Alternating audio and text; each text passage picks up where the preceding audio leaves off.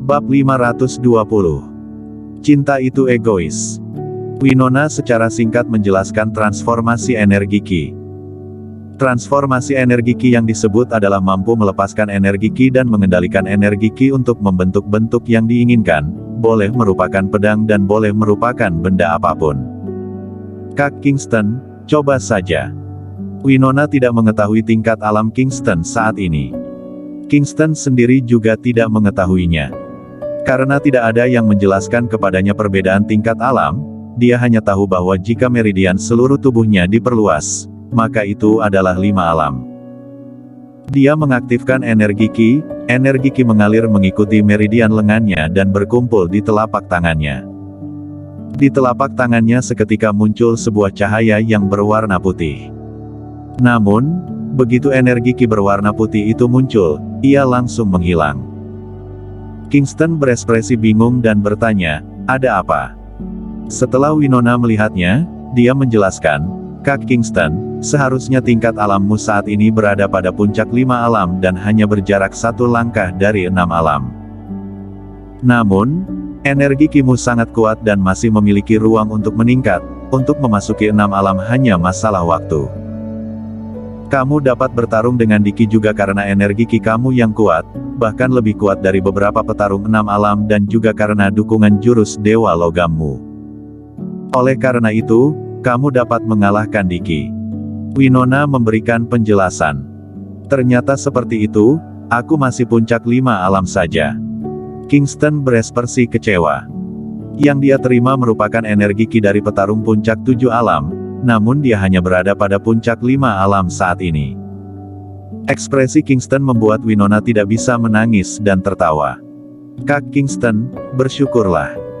Bisa dikatakan tidak terdapat orang yang berusia sama denganmu yang berada pada tingkat alam ini di seluruh dunia.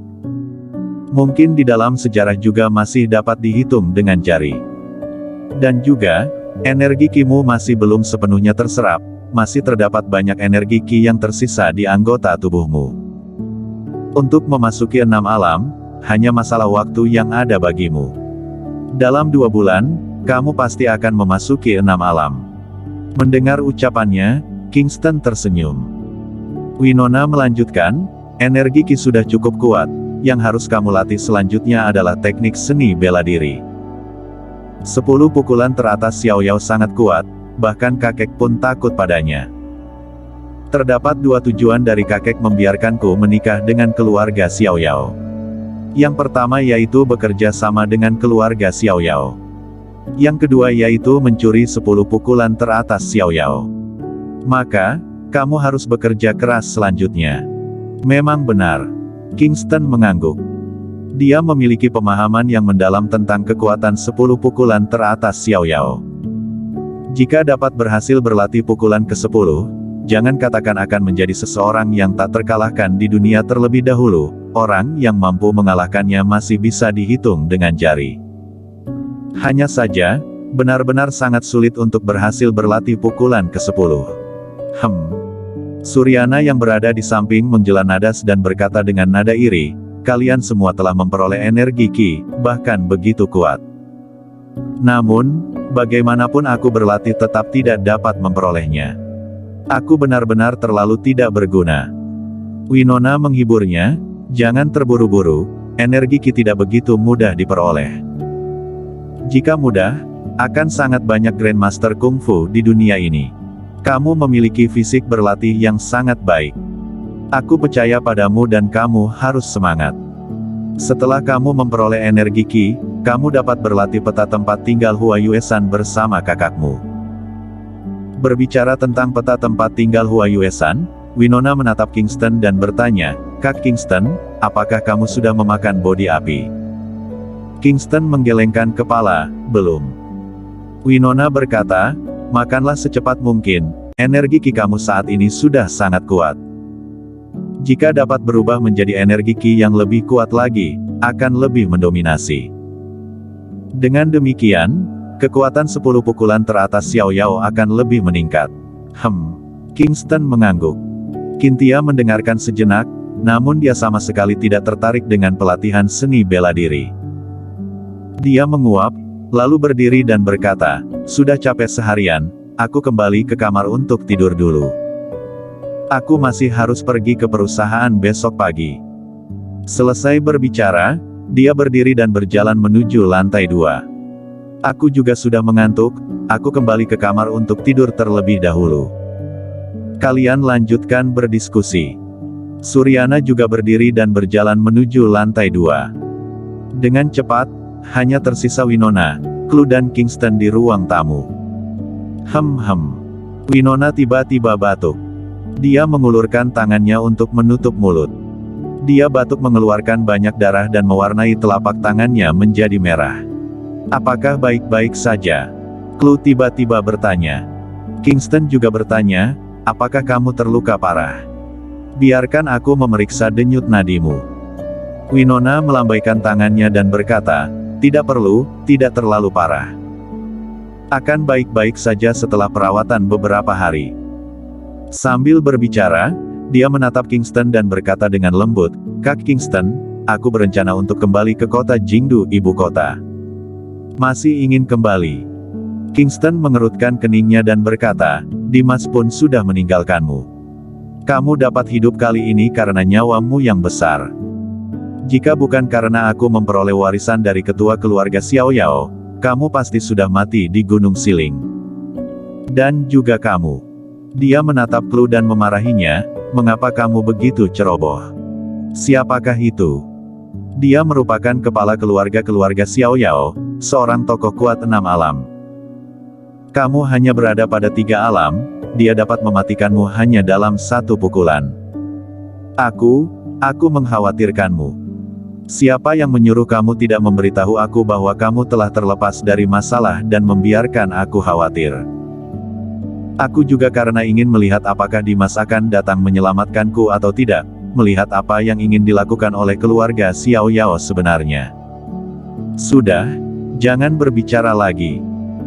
Winona memutuskan pembicaraan kedua orang itu dan berkata, "Kak Kingston, Clue benar-benar sangat mengkhawatirkanmu. Demi kamu, dia sangat berusaha untuk berlatih seni bela diri dan menguasai penampilan 13 pedang langit. Dia awalnya bermaksud untuk menakuti Diki, namun tidak disangka Diki sama sekali tidak takut. Untungnya, kamu bertindak tepat waktu. Jika tidak, Winona tidak bisa membayangkan konsekuensinya." Kingston juga tidak menyalahkan Clue lagi dan menatapnya, lalu berkata dengan nada ringan, "Terima kasih." Sebuah ucapan terima kasih membuat hati Clue sangat senang. Dia menarik tangan Kingston dan berkata dengan ekspresi teguh, "Aku bersedia melakukan apapun untukmu." Winona sangat memahami situasi, dia berdiri dan berkata, "Aku kembali ke kamar untuk tidur terlebih dahulu, besok pagi aku akan kembali ke kota Jingdu, ibu kota." Dia telah pergi dan hanya tersisa Kingston bersama Clue di ruang tamu. Kingston bersandar di sofa dan Clue menarik tangannya. "Suamiku, kapan kita pergi menikah kembali?" Kingston melihat sekilas wanita di sampingnya. Selama ini, Clue telah berubah banyak dan banyak mengalami kesulitan demi dia. "Tunggu beberapa saat lagi. Setelah semua masalah terselesaikan, kita akan keluar dari kehidupan politik," ucap Kingston dengan nada ringan. Dia telah berpikir dengan jelas, setelah menyelesaikan beberapa masalah sulit ini dan raja baru dilantik, dia akan membawa Clue keluar dari kehidupan politik. Adapun untuk Sylvia dan Cynthia, dia menghela nafas tak berdaya. Dia tetap harus mengecewakan kedua orang tersebut. "Oh ya, di manakah Sylvia?" Kingston telah kembali beberapa saat, namun dia tidak menemukan Sylvia. Clue berkata, dia memiliki urusan di rumah dan telah kembali ke kota Jingdu, ibu kota beberapa hari yang lalu. "Oh, urusan apa?" Kingston tercengang. Clue menggelengkan kepala, sepertinya neneknya sakit parah dan nyawanya dipertaruhkan. Oleh karena itu, dia tergesa-gesa kembali. "Oh ya, pergilah kamu melihatnya. Kamu merupakan dewa tabib dan memiliki 81 jarum dahsyat. Selama orangnya masih belum mati, aku percaya kamu dapat menyelamatkannya." Sambil berbicara, dia menghela nafas dan berkata, "Sylvia juga sangat malang. Dia baru berusia 20 tahun sudah bersamamu. Dia menatap Kingston. Selama ini, dia juga telah memikirkannya dengan teliti dan berpikir dengan posisi lain. Dia menginginkan Kingston, juga tidak ingin mengecewakan Sylvia. Kingston, aku tahu bahwa kamu sangat ragu, tidak ingin mengecewakan Sylvia dan Cynthia. Namun, cinta itu egois, aku tidak bisa mengalah. Jika aku mengalah dan mempersatukan orang lain, maka yang merasa sedih adalah aku. Aku hanya bisa memelukmu dengan erat agar tidak kehilanganmu. Adapun bagaimana dengan hasilnya, aku tidak peduli. Setidaknya aku tidak menyesal karena aku telah berusaha. Ucapan Chloe tersebut membuat Kingston merasa bahwa dia benar-benar telah dewasa. Namun, Kingston juga sangat ragu dengan perasaannya sendiri. Dia menggosok pelipisnya dengan lembut. Chloe segera berkata, "Maaf sudah memberikan tekanan kepadamu." Kingston melambaikan tangannya dan berkata dengan tak berdaya, "Apa yang kamu katakan itu sangat betul. Kamu tidak bersalah, aku yang bersalah." Bersambung.